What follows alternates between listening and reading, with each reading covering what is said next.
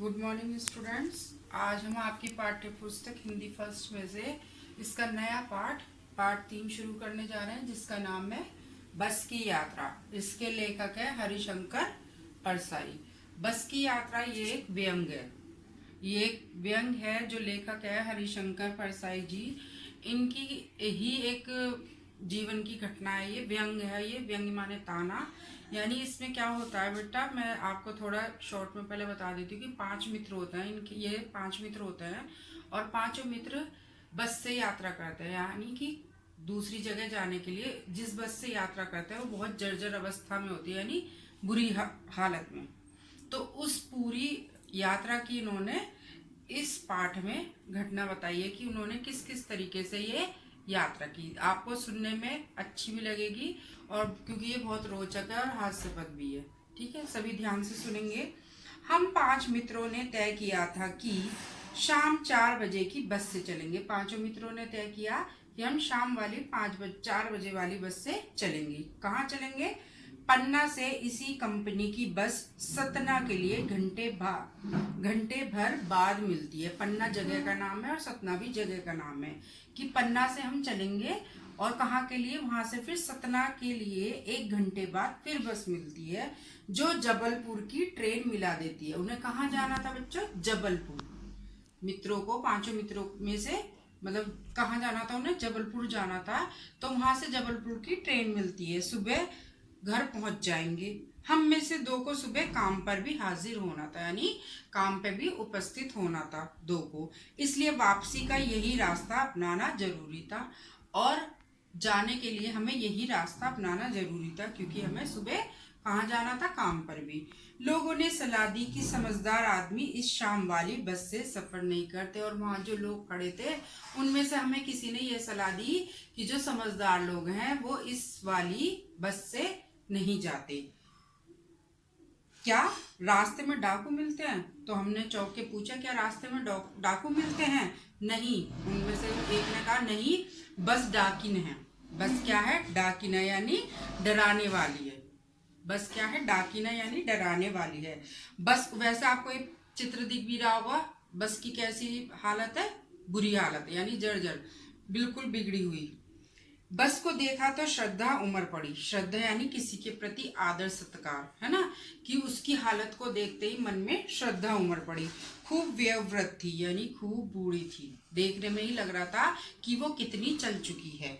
सदियों के अनुभव के निशान लिए हुए थे, यानी कि वो इतनी पुरानी है कि अपने उसके चलने के जितने भी निशान थे उसकी यात्राओं के, सब उसकी बस पर दिखाई दे रहे थे, उस बस पर दिखाई दे रहे थे। लोग इसलिए इससे सफर नहीं करना चाहते थे। उसकी अवस्था को देखकर ही, उसकी हालत को देखकर ही लोग उससे क्या नहीं चाहते थे? सफर करना। वृद्धावस्था में इसे कष्ट होगा, कि बुढ़ापे में, क्योंकि आदमी कमजोर हो जाता है, इतना वहन नहीं कर सकता जितनी उसकी कैपेसिटी होती है, क्योंकि कमजोर हो जाता है वो। तो वृद्धावस्था में इसे कष्ट होगा चलने में। बस यह पूजा के योग्य है, यानी कि ये काम करने की जगह, जैसे लोग रिटायर हो जाते हैं तो इसी तरह से ये इस स्थिति में, और ये क्या है? बस पूजा के योग्य है। उस पर सवार कैसे हुआ जा सकता है, यानी उस पर कैसे चढ़ा जा सकता है। बस कंपनी के एक हिस्सेदार भी उसी बस में जा रहे थे, यानी बस के कंपनी के जो हिस्सेदार यानी साझेदार, है ना, जैसे कई लोग एक साथ काम करते हैं मिलकर, तो वो कौन थे? हिस्सेदार। वो भी उस बस में यात्रा कर रहे थे। हमने उनसे पूछा, यह बस चलती भी है? हमने उन्हीं से पूछा कि क्या यह बस चलती भी है? वह बोले, चलती क्यों नहीं जी, अभी चलेगी। हमने कहा, वही तो हम देखना चाहते हैं, क्योंकि हम भी आश्चर्य में थे कि इतनी बुरी अवस्था की जो बस है वो कैसे चलेगी। आपने अपने आप चलती है या ये है? हाँ जी, और कैसे चलेगी? हमने पूछा, गए अपने आप चलती है? उन्होंने कहा, हाँ जी, और कैसे चलेगी? गजब हो गया, हमें तो आश्चर्य हो गया। ऐसी बस आप अपने आप चलती है? मतलब उसकी हालत को देख के लग नहीं रहा था कि वो अपने आप चलेगी। और हमने कहा कि ऐसी बस अपने आप चलती है। हम आगा पीछा करने लगे, यानी आगे पीछे देखने लगे। डॉक्टर मित्र ने कहा, डरो मत, चलो।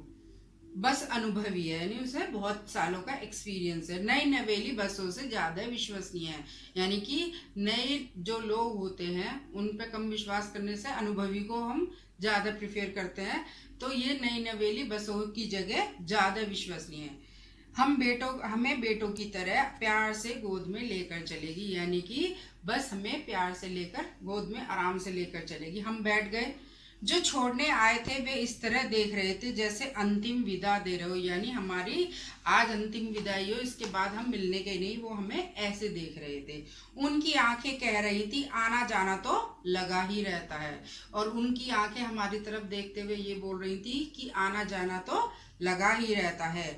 जो जाएगा राजा रंग फकीर, यानी कि इस दुनिया से सभी जाते हैं, राजा हो, रंग हो या फकीर हो, यानी कोई भी हो, सबको इस दुनिया को छोड़ना ही पड़ता है।